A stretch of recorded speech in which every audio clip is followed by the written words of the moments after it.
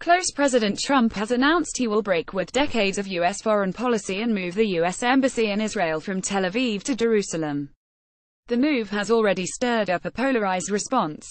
USA Today: President Trump's recognition of Jerusalem as Israel's capital sends a stark message that Palestinians should abandon their all-or-nothing demands in peace talks and applies subtle pressure on the Jewish state to make concessions, analysts said Wednesday. Trump's message to Palestinians in his speech can be summed up as the less you concede, the more you lose, said Eugene Kontorovich, head of international law at the Kolot Policy Forum in Jerusalem, who testified before Congress in November. The Palestinians have learned that by saying no, they can always get something better next time. Kontorovich said. They have to learn that if they say no, next time they won't get the same offer. The announcement fulfills the president's campaign pledge to improve U.S. relations with Israel and move the embassy from Tel Aviv to Jerusalem, said Jonathan Schanzer, senior vice president at the Foundation for Defense of Democracies. A strong Israel secure in its alliance with the United States will be more willing to take chances for peace, Schanzer said. It will be interesting to watch in the weeks and months ahead whether the Trump administration makes requests of the Israelis on other issues. Israel regards Jerusalem as its capital, but the international community says the city's status should be determined through peace talks. Palestinians seek East Jerusalem as the capital of a future, independent state.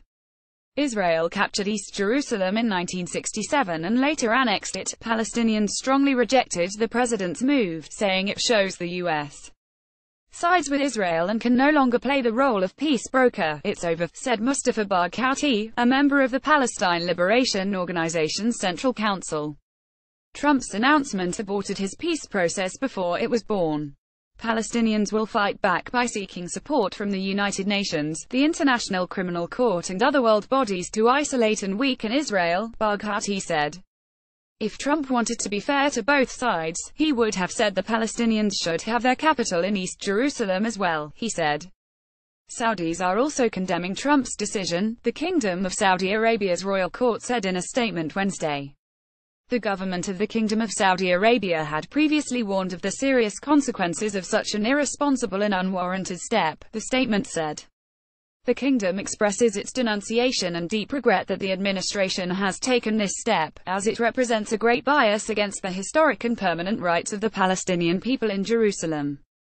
The government of the Kingdom of Saudi Arabia hopes that the U.S. administration will reverse this action. Trump's announcement, which accompanied instructions to prepare for a lengthy move of the U.S. embassy from Tel Aviv to the contested city, gives Israel something it's long wanted. Trump said his decision reflected reality that Jerusalem is the seat of Israel's government, its Supreme Court, parliament and home to its prime minister and ceremonial president. But he clarified the United States is not taking a stand on key issues to be resolved in peace negotiations. A protester holds torn representations of American and Israeli flags during a protest at the Unknown Soldier Square in Gaza City on Dec.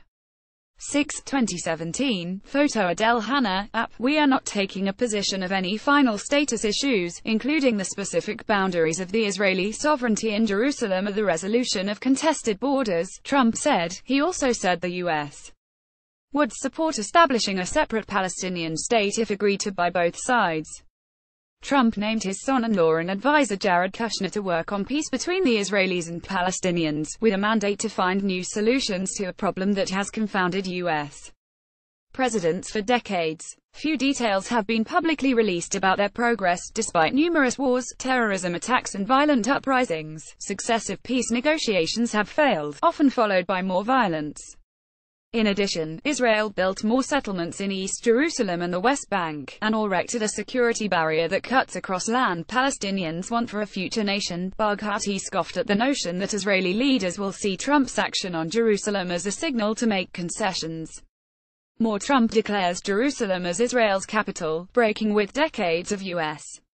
foreign policy. More Jerusalem has history of many conquests, surrenders. More Palestinian leader Trump's Jerusalem decision a withdrawal of peace process. No, it just made them more arrogant, he said.